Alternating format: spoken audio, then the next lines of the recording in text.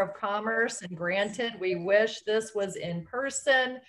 Holy mackerel, aren't we all craving that so much these days? It's amazing when I see somebody and I see them with a mask.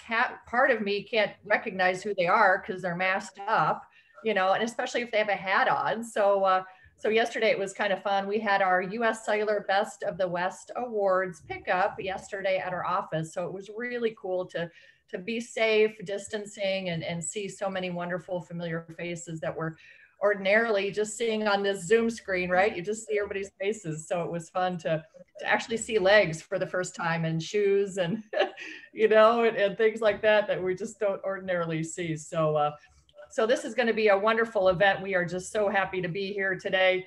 And I am sporting our U.S. Cellular Best of the West t-shirt today. And just congratulations to our winners. It's so fun. We have two of our winners with us today. We have Life 107.1, who won Best Radio Station, and then Shive Hattery, our two sponsors today. It just happened to work out that way. That was not planned. That just worked out that way. So we love that. So congrats to Shive Hattery for winning our Best Architecture Firm for our first annual U.S. Cellular Best of the West Awards. Super, super cool. So I am excited to welcome you and introduce the Chamber team. We have a fun, packed agenda today. Bailey first is going to be running our controls, our expert with events, marketing, communications. Anna Dowd is our Director of Membership and Strategic Partnerships. She will be highlighting our amazing sponsors today. Kara Matheson, Director of Workforce. She will be handling our Q&A. Nicole Langmaid is our Accounting and Administrative Specialist, and she's going to spotlight some future events you cannot miss. And Franny McDermott is our intern, one of our 4 interns that we have, and she's able to join us at this event today. So we want to thank Gary Barta. Gary is Athletic Director for University of Iowa, and he has a packed schedule. So right after this, he's going to be heading up north. There's a game tomorrow. So pretty exciting stuff. We are honored that you are able to spend some time with us today, Gary, and we're excited about learning more about you and the team. So this is terrific. So I want to introduce Bailey first. Bailey is going to highlight our agenda and some more about our program today. So thank you. Yeah, absolutely. Thank you, Catherine. So I'm going to keep myself really brief because we all know why you're here. We want you to get to Gary as soon as possible. So just a couple of logistic things for today. After I'm done speaking, Anna's going to introduce our nonprofit spotlight, Life 107.1, and then our presenting sponsor, Shive Hattery. So thank you both for being here today. And then Gary is going to take over and talk about his very exciting life. Not at all boring. I am sure you probably don't get a minute. As athletic director at the University of Iowa. So thank you again to him for joining us. Just a reminder to keep your mics muted throughout the program today. We are doing a Q&A, so please feel free to drop those questions in the chat. Kara will be handling that as usual at the end of today's event. So thanks again, and go Hawks. Thank you so much, Bailey. I am now excited to introduce Anna Dowd, who is our Membership and Strategic Partnerships Director. Take it away, Anna. Thanks so much, Catherine, and thanks everyone for being here today. I am so excited to be able to introduce our nonprofit spotlight for our luncheon today. And with us, we have Life 107.1. And Luann is here to speak a little bit about them. And Luann is an amazing champion for the West Des Moines Chamber. So Luann, we're excited to have you guys with us here today, and I will pass it over to you. Thank you, Anna. I'm Luann Gafford. I'm the underwriting director here at Life 107.1, and Life 107.1 is a listener-supported contemporary Christian radio station and a ministry of the University of Northwestern St. Paul.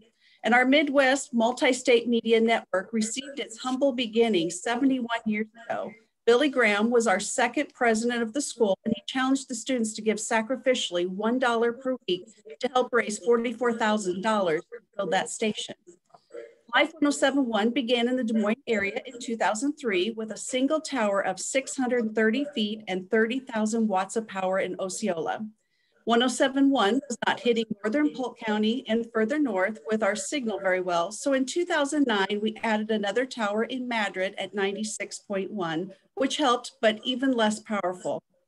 We still had an issue with reaching our downtown community, so we added 100.7 in 2015.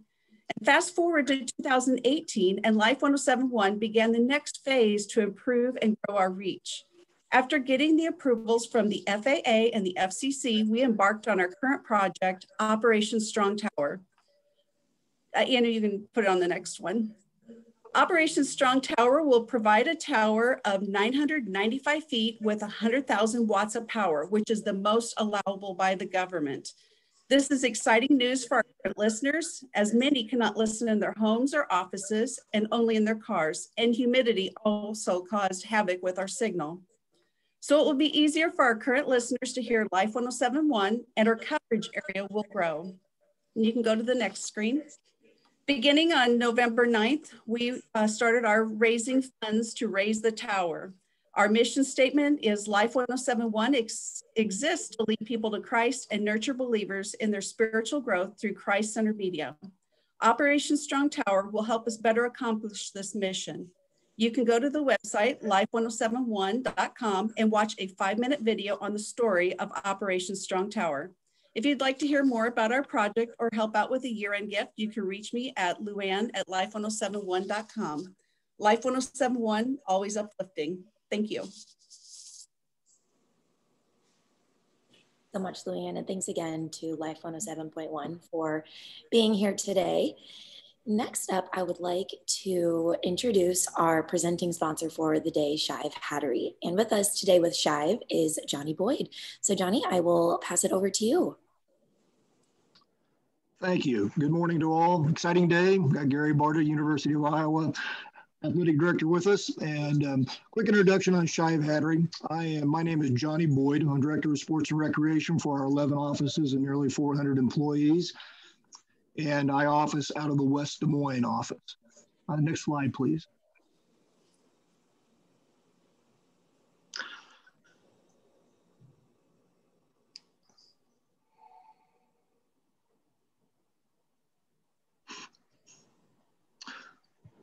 We've had a long relationship with the University of Iowa. We've been working with the University of Iowa since 1961, so nearly 60 years of a relationship. In that time, we've performed over 1,000 projects with the university, and our work continues today. Our projects vary and include a wide range of services for athletics, campus utilities, campus infrastructure, health clinic, and more. We call Iowa City home. With 11 offices across the Midwest, Iowa City is one of our main centers of design and service. Our staff of nearly 450 people celebrate 59 current employees who are graduates from the University of Iowa. Next slide.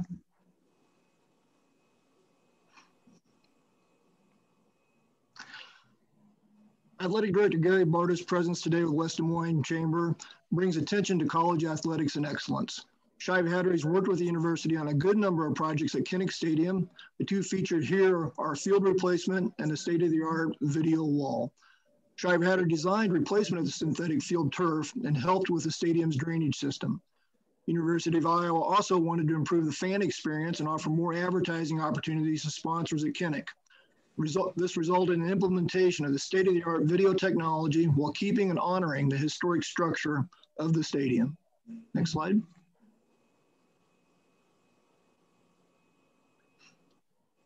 We love Hawkeye football. For the practice football field replacement, we replaced 2 existing natural grass practice fields with synthetic turf with a drainable base near the indoor football practice facility. This project encompassed a total of 3.7 acres of new synthetic turf. Next slide. We also worked with the university on the baseball field improvements. The second phase of the U of I baseball field included synthetic turf in the outfield, a new batter's eye, fencing, and bullpens. Next slide. It's been an honor to work with the University of Iowa over the years, and it's my privilege today to introduce Iowa Hawkeye Athletic Director Gary Barta. Gary Barta is in his 15th year as Director of Athletics at the University of Iowa, where he occupies the Henry B. and Patricia B. Tippie Director of Athletics chair. The position was endowed in 2017 by the Tippies, longtime supporters of the University of Iowa and Hawkeye Athletics. Henry B. Tippie earned his U of I degree in 1949 and was presented with an honorary degree in 2009. Gary is in his second year as member of the College Football Playoff Selection Committee, serving as the committee chairman in 2020. Gary was appointed to the selection committee by the CFP Management Committee in February 2019 and is fulfilling a 3-year term. Please help me welcome the University of Iowa Athletic Director, Gary Barta. All right. Well, Johnny, thank you. Thanks to Shive Hattery. You're right. We have been longtime partners on so many projects, and appreciate Shive Hattery and appreciate being here. I really wish, and I know you all probably too, we could be together in person. So it's unfortunate that we're having to do this Zoom, but so is our life these days. I actually miss the days. I get to Polk County a lot under normal circumstances. 2 or 3, even more times a month is kind of my average. We have great business support, so many businesses in the Polk County area, and then certainly alums and season ticket holders and iClub contributors. So I long for the day when I'm back on I-80 on a regular basis, driving back and forth. My car has a tendency to know that route. I also am smart enough to know that today's audience is not all Hawkeyes. If I could change that, I would, but I realize that there are some Cyclones and some Panthers and some other collection of people outside the state. But, we're all Hawkeyes. We're all Iowans. And so, I'm going to tailor my message with a little bit of tint toward the black and gold, but I'll certainly, I'm excited for what, I worked at the University of Northern Iowa. My wife is a graduate of Northern Iowa. And, we have a great relationship with Iowa State competitively. We certainly want to beat them every time we play them. But even as recently as this morning, I was on the phone with Jamie Pollard and just working through, he and I both agree that that rivalry is terrific for our state.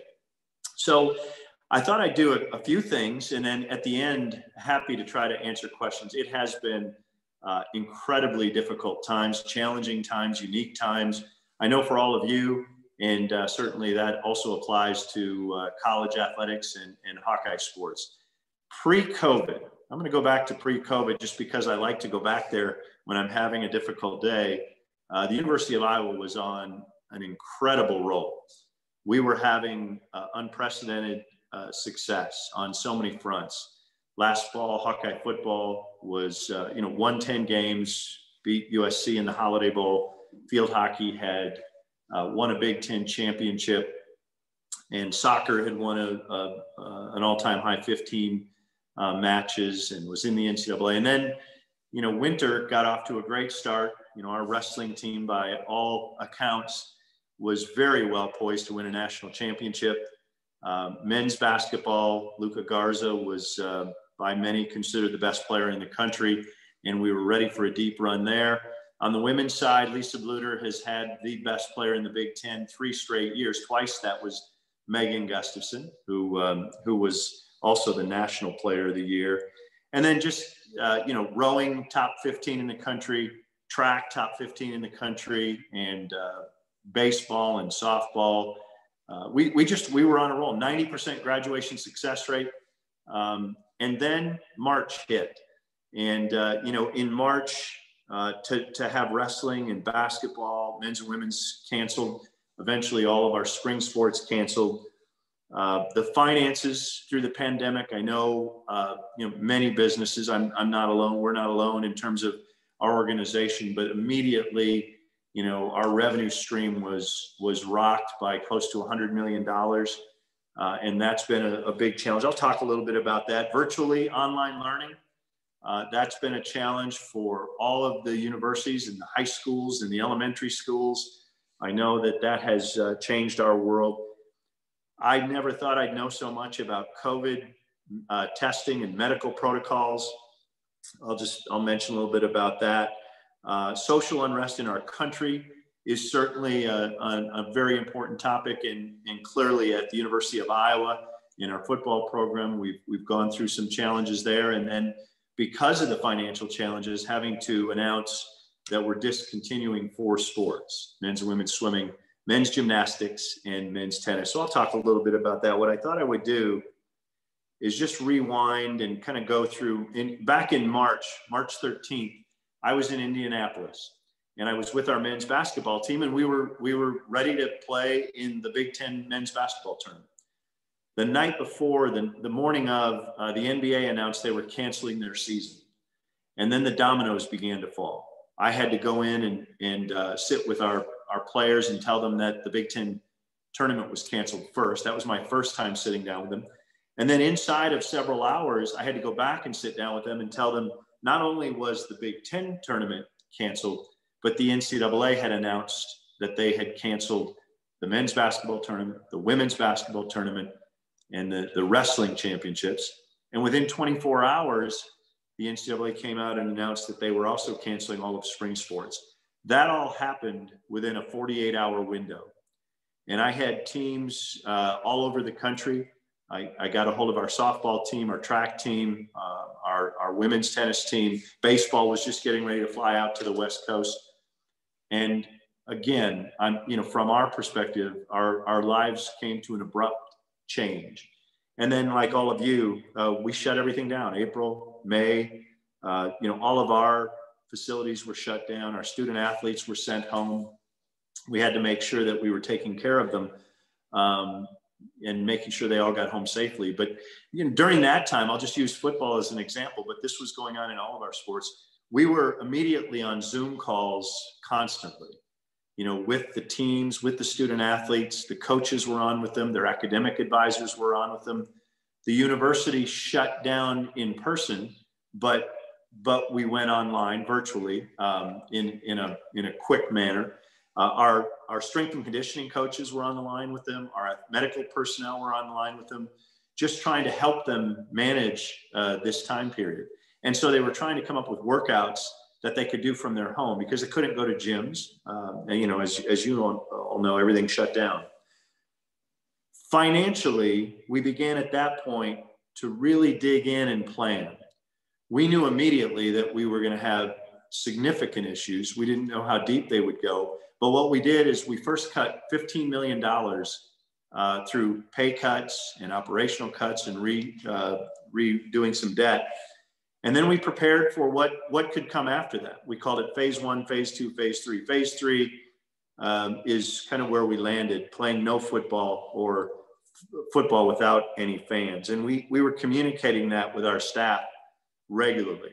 And we talked about if we don't, at that point, we still thought we were going to play football. And we still thought we'd have fans. But we did prepare at that time, started to prepare for what if. Then in June, we hit our new fiscal year, and we did carry out those $15 million in cuts. And then we started bringing athletes back. And that's when we really started. We put together a pilot project. We put testing protocols and screening. Our buildings were locked down, but in order to get in, you had to go through these medical protocols. And so I thought I'd just share with you a little bit about testing and how it works at Iowa. It probably works similar at UNI and Iowa State. But so first of all, we worked with our hospital, and we have the PCR test. I always tell people that's the one where they stick it deep into your nose and tickle your brain, and it's the most accurate. And still to this day, most of our teams and administrators and coaches undergo that at least once a week. Then we entered into an agreement in the Big Ten, and we're testing every day with football, men's, women's basketball, and eventually other sports as their teams start competing again. That's a little bit less intrusive, but they're testing every day. So when you add all of that up, plus the quarantining, we're expecting to spend somewhere between $6.5 and $7 million in COVID protocol testing by the end of the year. Obviously a huge number, but in order to compete and train, it's what we've had to do it safely. Our athletes and our coaches are doing a great job. But again, anybody can contract the virus even when you're working hard at it. Also in June, we started to bring people back. Also in June, first we had the very challenging and discouraging and horrific death of George Floyd. And then shortly, so we began right after that, we were having conversations with our coaches, our staff, and our student athletes throughout the department, and just checking in with everybody, having conversations about race, about hate, about, making sure we're doing everything we can to have an open and inclusive environment in the athletic department. And within about a week and a half after that, some of our former players began social media sharing about concerns they had in the football program. And obviously, we started to have very difficult conversations, challenging conversations about those issues. We ultimately made a personnel change, brought in an outside firm, and did a full investigation. And it became a national story, and understandably so. What I want to do right now is pause. I want to show you a video that our student athletes put together back in January. So this was prior to George Floyd's death. It was prior to the issues coming forward in our football program. So if it's possible, and we could put that video up, this video was created by our student athletes.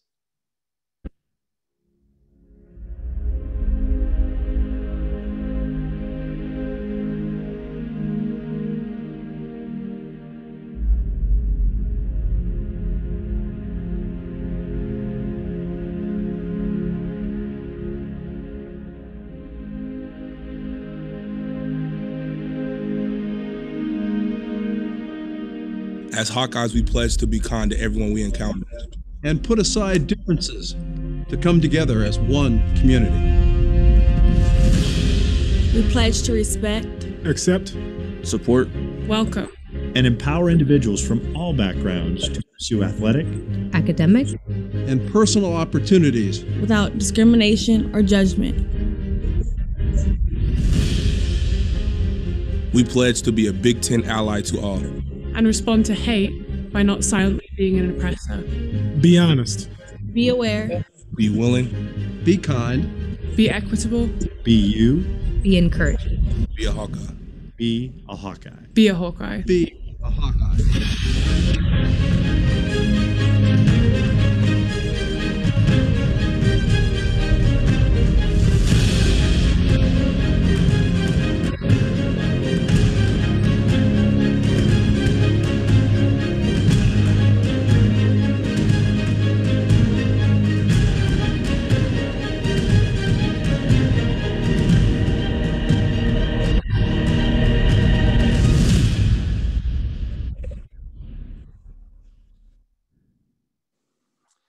Again, a great credit to our student athletes who put that together. And one of the things that I want to share with you is we have taken full responsibility for the areas in which we're falling short.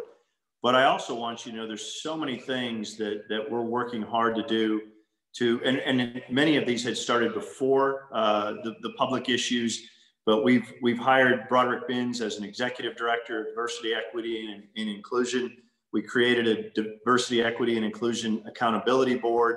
We have a website for any student or any staff member to anonymously report concerns. And again, on and on, the things that we're doing because we are committed to making sure that every student athlete and every staff member has a great experience at Iowa. And we own our mistakes, but we're also committed to the things we're doing to have positive change moving forward.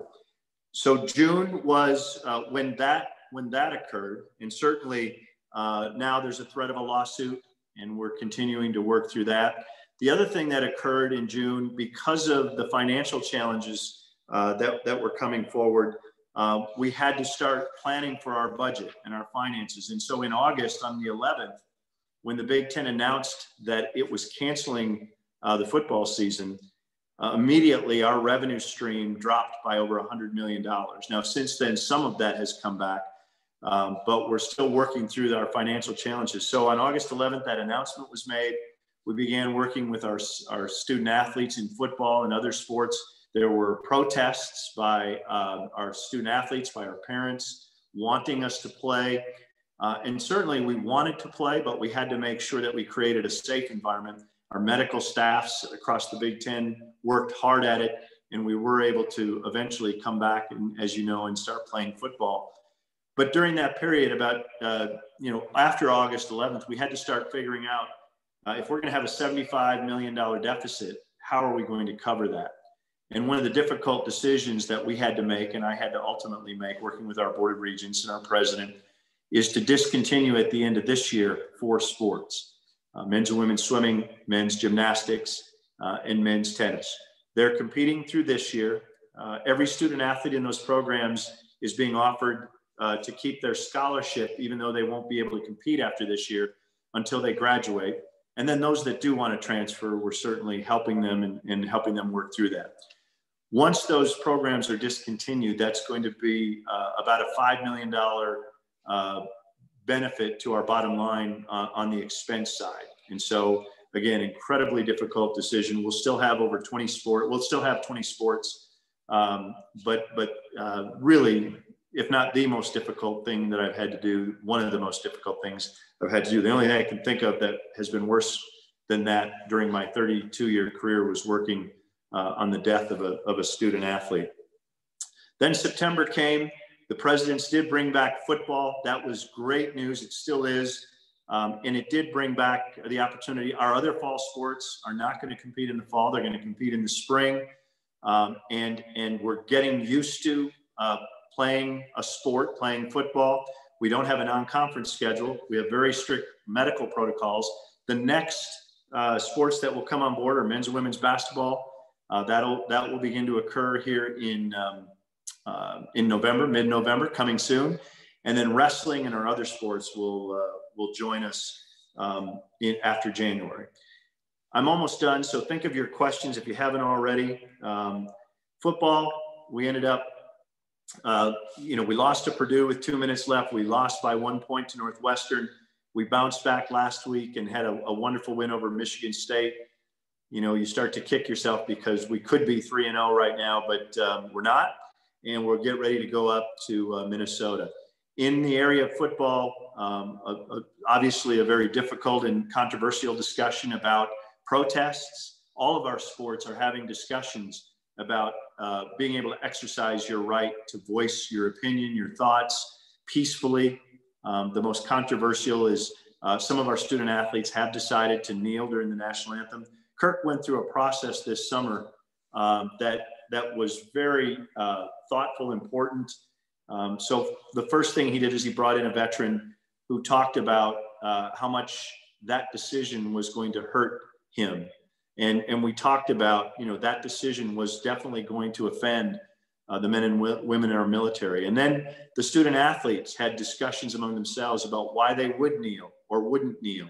And that discussion, so that perspective was heard. And then the last perspective that was heard was a military Navy SEAL who came in and said he disagreed with kneeling during the national anthem, but he fought in this country, for this country, so that people have freedom to express themselves. So when it was all said and done, what was decided is that if someone decided to kneel, whether people agreed with it or not, it would be respected. If someone decided to stand, whether people agreed with it or not, it would be respected.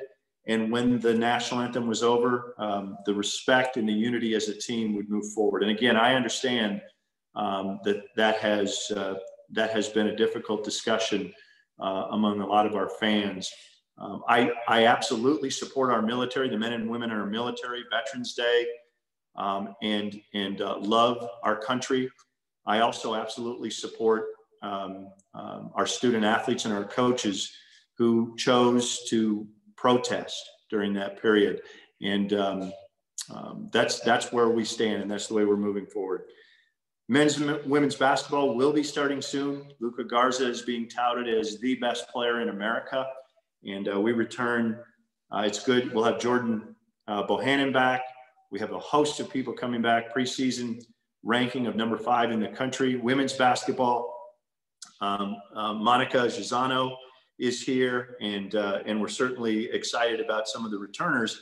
And then we're also excited about Caitlin Clark, one of the top recruits in America, who will immediately be a factor for Lisa Bluter and her team. And then on the wrestling side, I mentioned earlier that Spencer Lee and company, who were poised to win a national championship last year, COVID willing, are preparing to do that again. So thank you for putting up with kind of a lengthy Zoom presentation. I know it's hard to listen on Zoom for that long, and probably my presentation could use some spicing up as well. But those are just some important things that have been happening. very challenging times. I recognize that all of your businesses, you know, you have similar stories to tell. And, but we have a great staff, great student athletes, and we had that momentum. The foundation is strong, and we're coming back as fast as we can. That 90% effective vaccine can't come fast enough. So with that, I would open it up to questions. Absolutely, Gary. Thank you so much. And I think you definitely managed to keep everybody's attention there, even though we are in the virtual platform. So thank you. And I want to remind everybody, go ahead and throw your questions into the chat. And let's go ahead. We can have you unmute yourselves and ask them today. So let's start with Nick. If you'd like to unmute yourself and ask your questions, go ahead. Yeah, hi, Gary. Thanks for your time. Kind of curious on with the lapse of revenue from the pandemic, what does the athletic department going to do to recover? Kind of in this sense of, will ticket prices go up to future events, extra advertising dollars, et cetera? Then more or less, once we're out of this pandemic, will any of the sports potentially come back? So I know swimming was always pretty well received at the university. So just kind of curious what that might look like down the road. Yeah, I appreciate your question, and it's complex. I know there's a lot of business leaders and business owners on the call. First of all, we're not anticipating an immediate bounce back financially. We aren't planning that. You know, we were at a $127 million budget leading into before March. We do not anticipate that we'll be at 127 million plus next June or July. So what I'm doing is I'm putting together, I have a great team of people working with me both at the university and in the athletic department, putting together a budget forecast for the next 10 years, making a whole bunch of assumptions based on information we know, based on information that's contractual, but also having to do some estimates on what is the ticket revenue going to be like next year. We have not come to the thought of raising ticket prices. I think there's going to have to be consideration. Supply and demand is certainly something that we're looking at. So what we've done is we prepared, we know we're going to have a deficit. We anticipate that deficit. I told the Board of Regents about a month ago, $40 to $60 million. With the information that's coming forward, it's looking like it will be north of $50 million, but still within that 50 to 60. We will finance that loss with the university.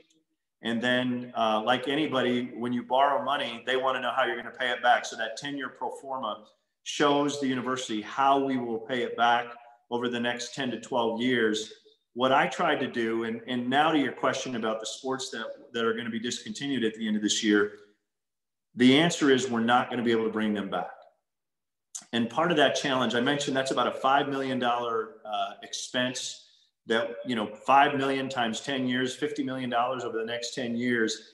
I'm not saying that those sports reduction are going to pay all the deficit. But what I am saying is that's part of my factor, because I know that we're going to be in this deficit mode for 10 plus years. I have to think big picture. And right now that's how we've gone forward. Fortunately, interest rates are low. So the borrowing of that money will have less cost than it would in another time. And, you know, hopefully we can bounce back a lot faster. I'm not a big one in just cutting. I'm working on what are other revenue streams that we can tap into. Awesome. Thanks, Gary. And thanks, Nick, for the question. Let's go ahead and shift next to Ryan Sharp. If you'd like to unmute yourself and ask your question. Yeah, so my question was, what's going to happen to the Iowa Athletic Department and other departments around the country if we have another year of no fans? What kind of impact will that have?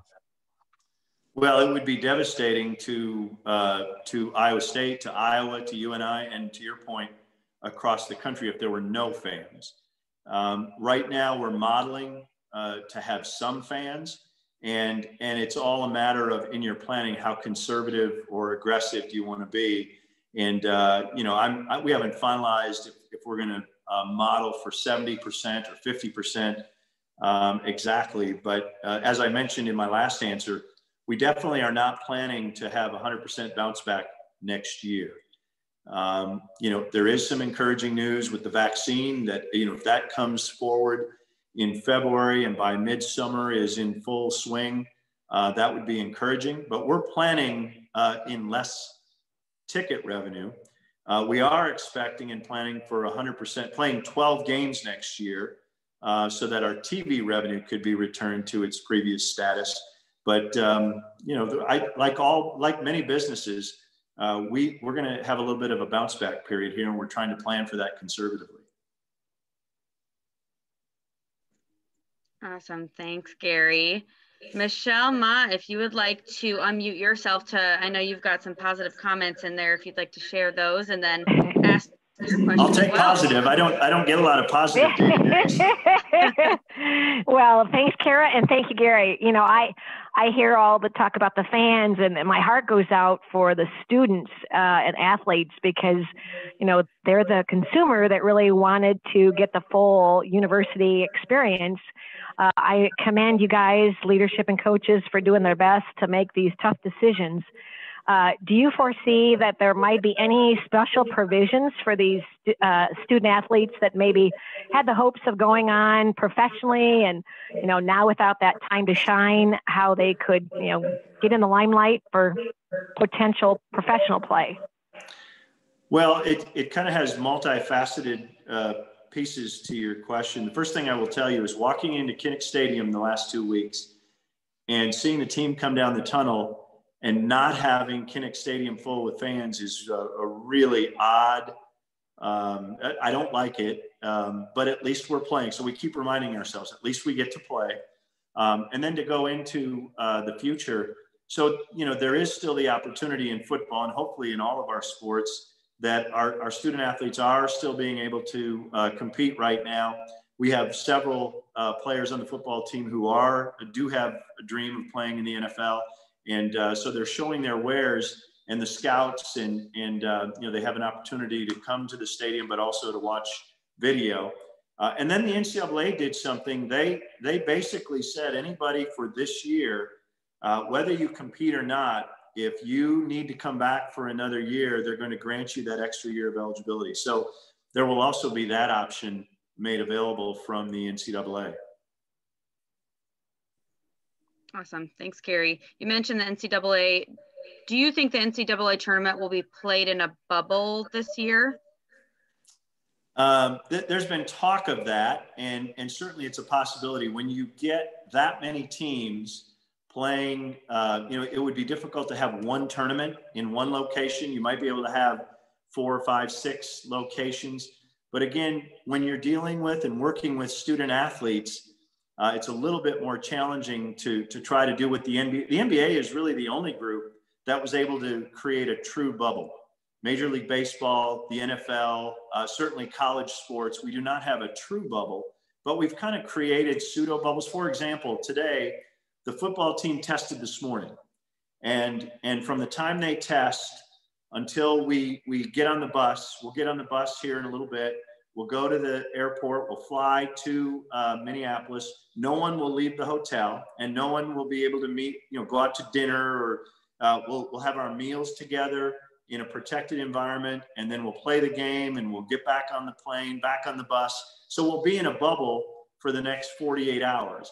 That's as close to a bubble as we can create. And the NCAA tournament has talked about maybe a short-term bubble, 48 hours, play a weekend, and then go out of the bubble and then come back in. So that's kind of the pseudo or the compromise bubble. Awesome. Thank you. Strange times, right? Call for new buzzwords like a bubble related to sports. Bubble and PCR tests and COVID testing and medical protocols. All that good stuff. So another question, you know, we have a lot of business leaders on the line, and we all look for certain qualities, really strong qualities when we are hiring. So are there any standout qualities that you look for when you are hiring your coaches that are kind of top of your list?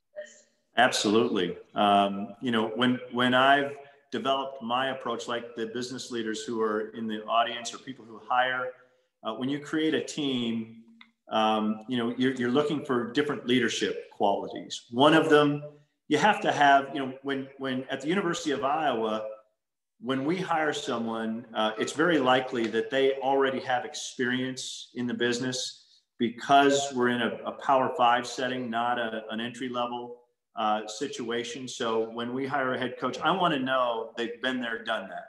We've had a few exceptions, but for the most part, they've already proven themselves that they know how to be a Division I coach. Now that's a criteria that a lot of people can meet and satisfy, but more importantly, can I trust them? And trust is not just about telling the truth. Obviously, that's an absolute. Trust is about, can I trust them to hire the right people? Can I trust them to make good decisions? Can I trust them to manage a budget? And then certainly, can I trust them to tell the truth? So trust is big. And just making sure that, they understand our values, they share our values, obviously work ethic, and several other things. But those are a few of the things that come to mind. I think Kara just had a technical issue. So I will follow up for the Q&A. Gary, I'm wondering, do you think we'll have a Cyhawk basketball game this year or any other Cyhawk competitions in 2021 early this year? Well, the only one that's been canceled so far is football, and much to the chagrin of both Jamie and I, because as I mentioned a little bit earlier, I know there's a lot of opinions about playing each other, but we both believe that for our state, it's absolutely best for college sports and for both of our institutions to play each other. We still plan to play each other. The next set of competitions would be men's and women's basketball. What we're working through right now is beyond his control and my control, and that's the medical protocols and just making sure that medically the Big 10 and the Big 12 match up so that we can play each other. So we still plan to play each other. What's holding up the announcement is just getting those medical protocols in place. But I look forward to it. And, I knew my audience was mixed, so I didn't talk about kind of the scorecard the last few years, but we felt pretty good about it over in Iowa City. But again, I love the state and I love all three programs. Awesome. But I want to win every time. Every time we play Iowa State or UNI, I want to beat the heck out of them, or Drake, or anybody else in the state. Can't blame you there.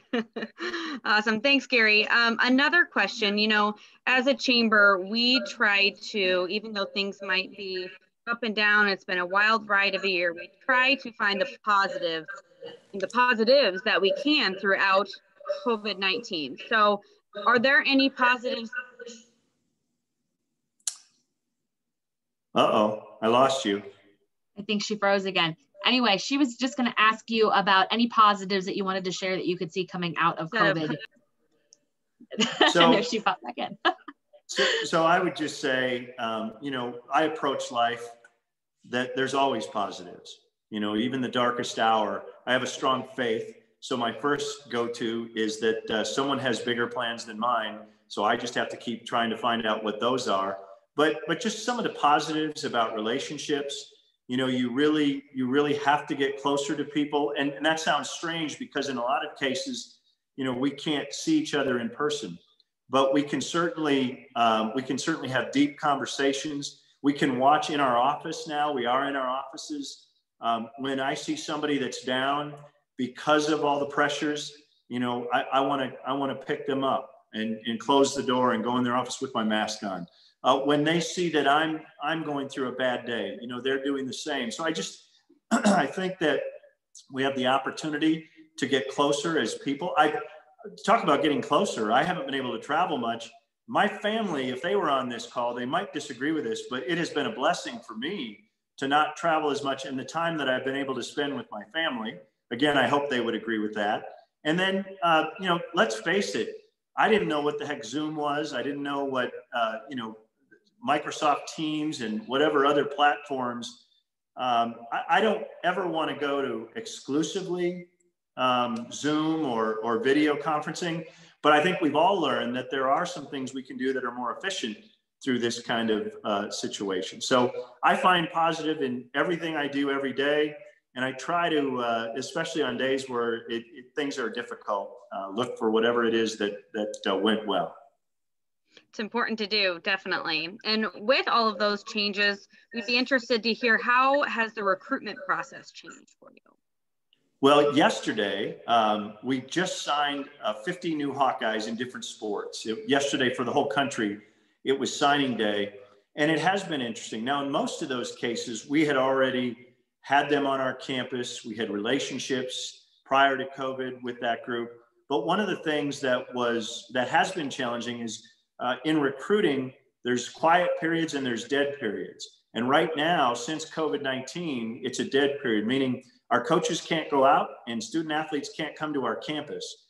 And so it's a lot of these conversations one-on-one, and having to show videos and get creative to show a prospective student what our facilities look like, having them engage with our student athletes through video conferencing. So it's a challenge, but it's also equally a challenge for everybody because everybody's under the same rules. You know, watching videos, our basketball coaches normally in July are out across the country in gyms watching. Well, now they've been trying to watch video of student athletes. It's not as good. It's much better to be in person, both relationally and observation and evaluation, but it is what it is. So we want to be the best at it in this format. And like I say, we had 50 new, I talked to our coaches yesterday and I said, never forget what it means to those 50 people and their families.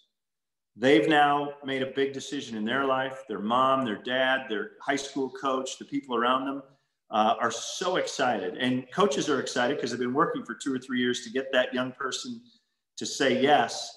And so it's a big, big deal. So thanks for asking. Absolutely. Thank you. We've got another question from Aaron McElroy, if you want to unmute yourself next. Yeah, hi Gary. Thanks for your time, and I just want to say thank you again for everything that you put into, especially with this whole situation. I know good leaders have to make tough decisions, so again, just want to appreciate everything you've done. I'm a little jealous too because I graduated in 2017, and that next year you guys decided to upgrade the field house and those basketball courts, and so I was a little upset about that because I love basketball. But I have a kind of a unique question. I know pre-COVID, the NCAA was moving a little bit closer into paying student athletes for their likeness and image. Obviously, given the financial situation now, my question to you was, does the impact of COVID have any effect on that timeline? Because my buddy Josie, when he was playing, I would have bought maybe like a dozen jerseys at the time when he played. Yeah, so good observation, and it still makes the media news occasionally, but that concept is still absolutely on pace. Where it sits right now is, so there were several states, I think there were 30 states who had introduced legislation. That would be a disaster if each state had its own rules or laws. So the NCAA does have legislation, so NCAA legislation that will be voted upon in January. It will pass in some way, shape, or form, go into effect next year, so that student athletes will be able, so Josie would have been able to sell you those 13 jerseys and pocket some of that money himself. Now that said, there needs to be some guardrails around that. There will be a transparency factor where anytime a student athlete does earn money, they're gonna have to report it. Because what we are trying to avoid is just the outright booster fraud where someone, gives somebody $100,000 for their tennis shoes. That's an exaggeration, but just avoiding that. I will just tell you, as an old timer in this world, I'm concerned about it. I'm not going to fight it because it is going to happen. So I'm going to try to embrace it, work on education with our student athletes, work on putting the best process we can put in place. And then move forward. What I do agree with, for example, tennis athlete, right? So you're a Division I tennis player, and in the past, if you would go home to your tennis club and want to give lessons, you couldn't do that. That doesn't make sense. So you can now do that. You can't run an ad with your Hawkeye gear on. You'd have to have permission to do that. You can't sell gear with your name on it and Hawkeye logos on it, unless, again, you pay the licensing fee. So we're working through all that. That's a long answer to your question, but it is still on pace to get voted upon, approved, and put into place next year. Thanks, Aaron, for the question, and thank you, Gary. Reminder to throw any final questions into the chat, but we've got one other one for you, Gary. We'd love to hear, what's the most rewarding part of your job?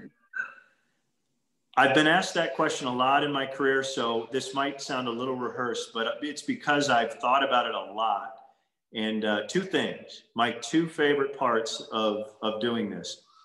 Number one, I mentioned those 50 student athletes that we signed yesterday. When they arrive next fall, I love as many as possible. We have 650 student athletes, so I don't get a chance to know them all, but I love to meet them, watch them as freshmen, because, you know, at that point in our lives, we're all young, and then watch them grow over a 4-year period, sometimes 5 years.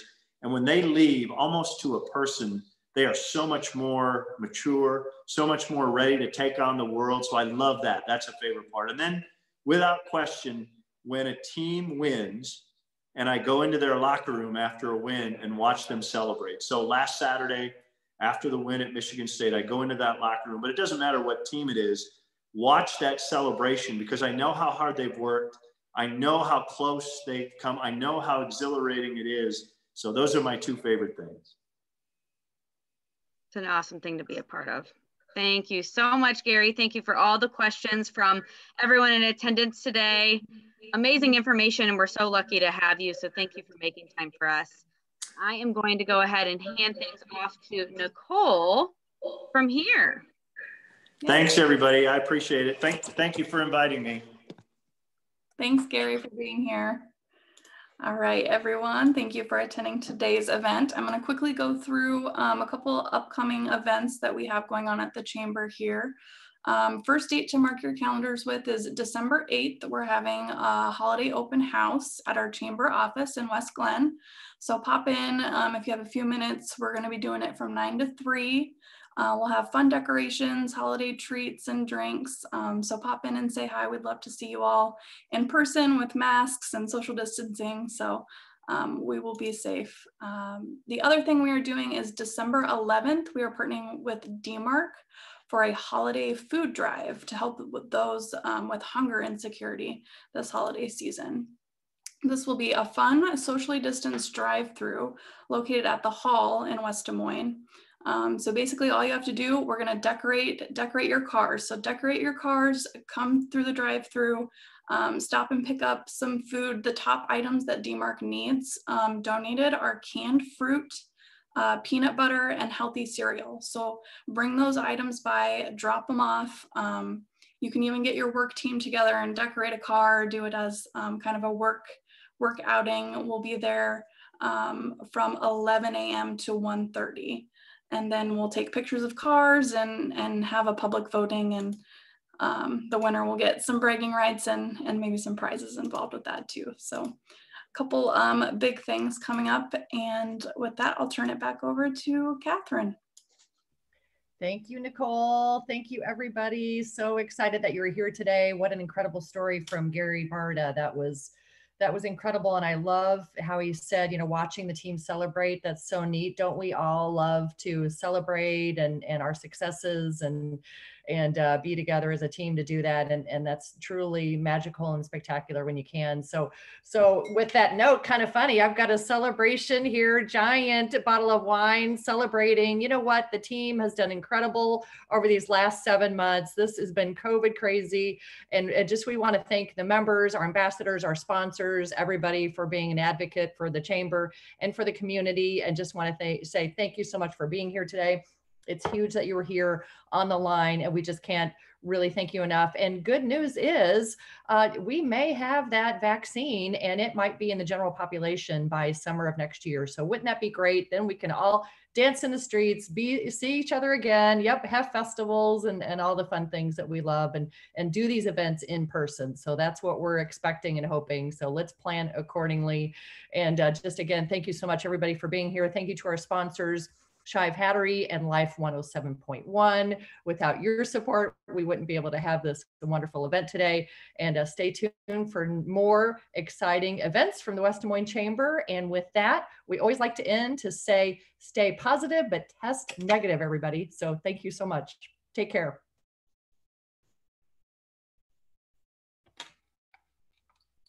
Bye, everybody.